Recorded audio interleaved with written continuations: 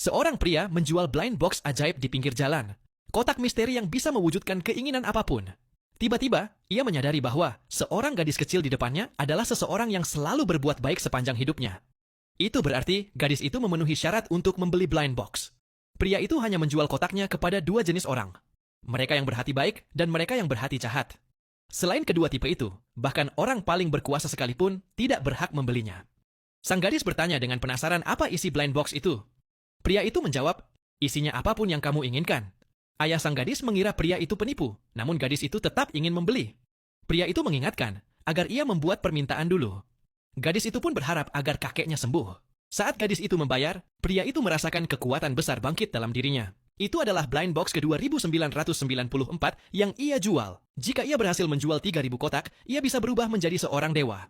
Ketika sang gadis membuka kotaknya, ia hanya menemukan sepotong akar pohon busuk. Namun pria itu menjelaskan bahwa akar itu dapat menyembuhkan banyak penyakit. Gadis itu senang bukan main, sementara ayahnya merasa putrinya ditipu dan hendak menariknya pergi. Tapi gadis itu manja meminta membeli satu kotak lagi.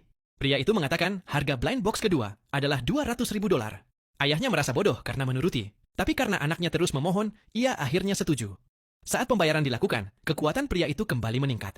Kali ini sang gadis berharap perusahaan ayahnya bisa keluar dari krisis. Ketika kotaknya dibuka, di dalamnya terdapat cetak biru komputer kuantum.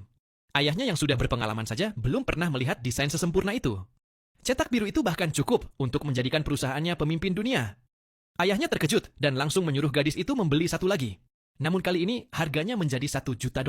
Sang ayah begitu bersemangat hingga berkata bahwa sekalipun harganya 10 juta, ia tetap akan membeli. Gadis itu pun membayar seluruh uang yang ia miliki. Pria itu langsung merasakan kekuatan yang hampir mampu menghancurkan satu kota. Namun, ketika gadis itu mencoba mempraktikkan isi buku tersebut, ayahnya yang hanya menyentuhnya sedikit merasa lengannya hampir patah. Gadis itu menggerakkan lengannya pelan dan tong sampah di sebelahnya langsung terbelah. Gadis itu ingin membeli lebih banyak blind box, tetapi pria itu berkata bahwa setiap orang hanya boleh membeli 3. Gadis itu pun pergi dengan kecewa.